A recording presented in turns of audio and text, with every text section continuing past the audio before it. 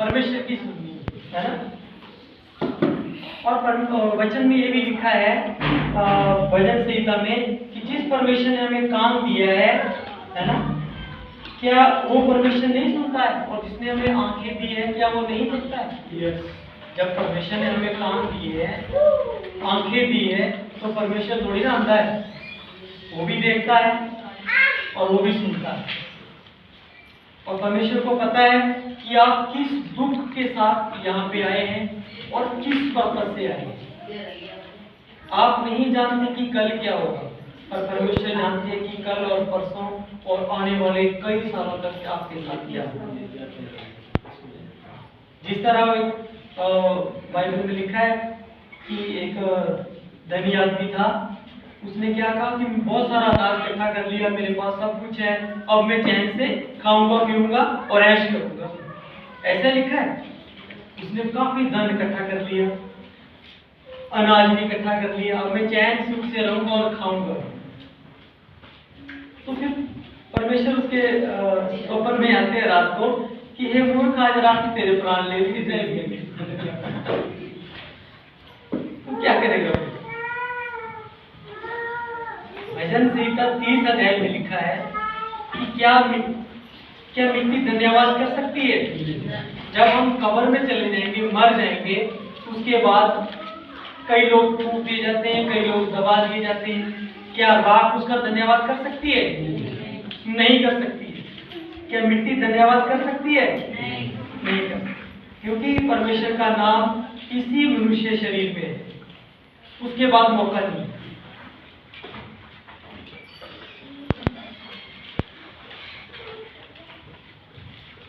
इसी शरीर में मौका है। सबसे अधिक सुंदर नाम सुलेमान ने क्या बोला है? सोने और चांदी से भी अधिक मूल्यवान नाम परमेश्वर का नाम।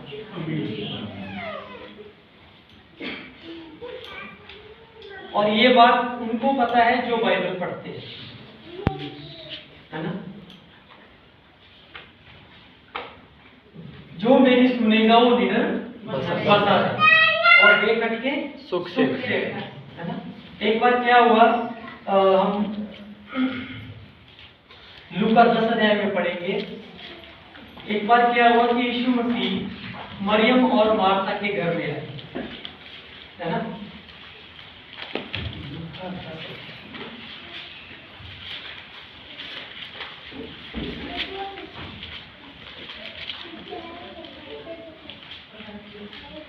अट्ठाईस वचन में लिखा है,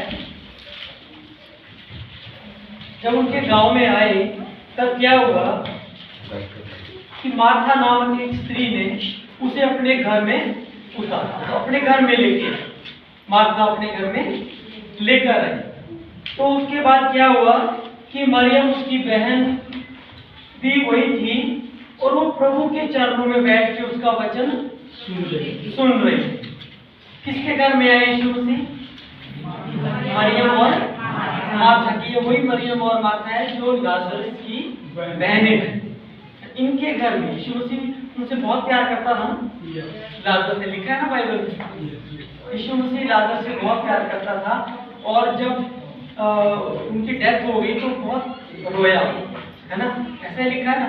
तो फिर क्या हुआ कि जब उनके घर में आया यीशु मसीह, अभी लाजर की डेथ नहीं हुई थी इस समय, क्योंकि यीशु मसीह का वहां आना जाना लगा रहता था उनके घर में, उनका दोस्त था वो यीशु मसीह का। तो क्या हुआ कि जो उसकी छोटी बहन थी मरियम, वो प्रभु के चरणों में बैठ के उसका वचन सुन रही थी। तो मार्था सेवा करते करते घबरा गई और उसके पास आकर कहने लगी कि हे प्रभु, क्या तुझे कुछ भी चिंता नहीं कि मेरी बहन ने मुझे सेवा करने के लिए अकेली छोड़ दिया है? ये क्या बात बोल दी मार्था ने। मार्था के घर, उनके घर में यीशु मसीह आए और उनके साथ और भी चले, अकेला नहीं था ना यीशु मसीह, उनके साथ और भी लोग थे। हाँ, तो क्या हुआ कि मरियम तो यीशु मसीह के साथ बैठ गई वचन सुनने के लिए, और मार्था क्या कर रही थी? अकेले काम कर रही थी। अब वो थक गई काम करते करते,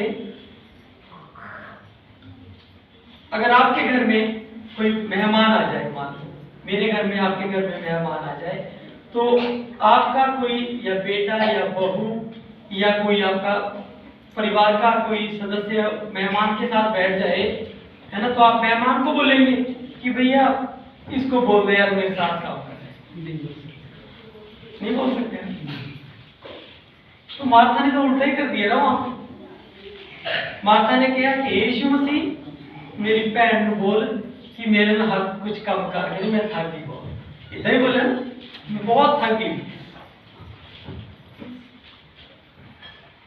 उल्टा हो गया ना ये। मेहमान को थोड़ी बोलना चाहिए कभी कि इसको बोल नहीं, वो आवाज लगा सकती थी, मरियम इधर आ, मैं बहुत थक गई है, तो मेरे साथ काम करा आके। यही बंदा था ना का जो बोलने का मतलब था। पर वहां पे उल्ट हो गया, वो यीशु मसीह को बोलने लगे कि मेरी भैन को बोल। क्यों बोला है इतना? क्योंकि वो अपने मतलब उसको पता था कि मरियम मेरी बात नहीं मानेगी, वो यीशु मसीह की बात मानेगी और वहां से उठ के मेरे साथ काम कराएगी। ऐसा ही था ना। फिर क्या हुआ? तो यीशु मसीह ने क्या बोला उन्होंने? हाँ, हे प्रभु, क्या तुझे कुछ चिंता नहीं कि मेरी बहन ने मुझे सेवा करने के लिए अकेली छोड़ दिया है, इसलिए उससे कह कि मेरी सहायता करे। तो प्रभु ने उनको कहा, उत्तर दे कि हे मार्था, तू बहुत बातों के लिए चिंता करती है और घबराती है। यीशु मसीह ने कहा, क्यों इतनी चिंता करती, तू क्यों घबराती?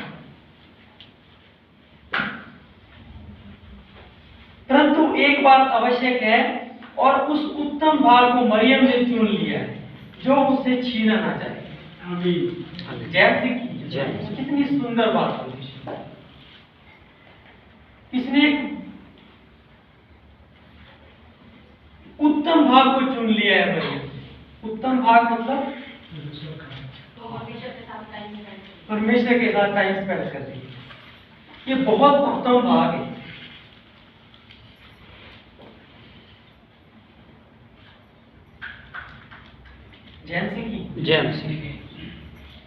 अब आप लोग भी देखो, अपने सारे काम काज छोड़ के यीशु मसीह का वचन सुनने के लिए आए। ये भी एक उत्तम भाग है, ये भी एक सेवा है। यही तो है परमेश्वर का नाम। सोने और चांदी से भी अधिक मूल्यवान है।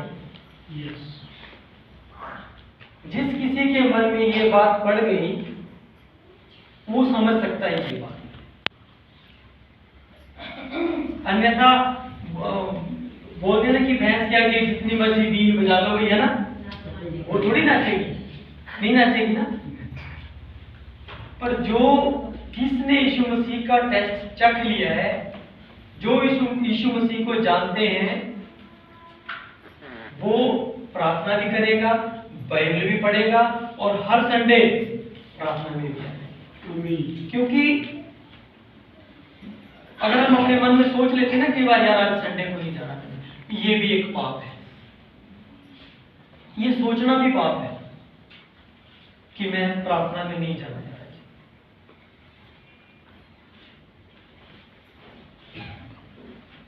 हम अपना उत्तम भाग खो देते हैं। हमारे पास टाइम है, हम जरूर प्रार्थना में आए।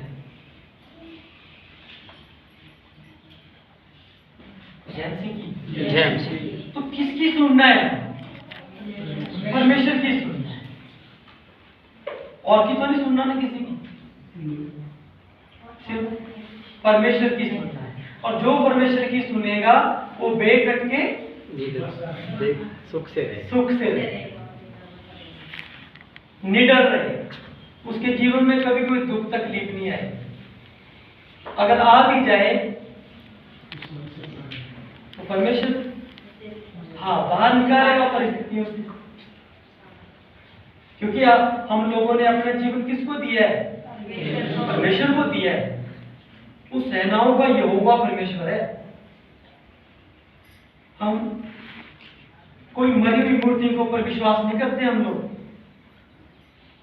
हम जिंदा परमेश्वर यहोवा दाऊद कहता है कि सेनाओं के यहोवा, हम उस सेनाओं के यहोवा के ऊपर विश्वास करते हैं। आमेन। जैन सिंह की जय। एक बार गलती से पुराने नियम में लिखा है कि वो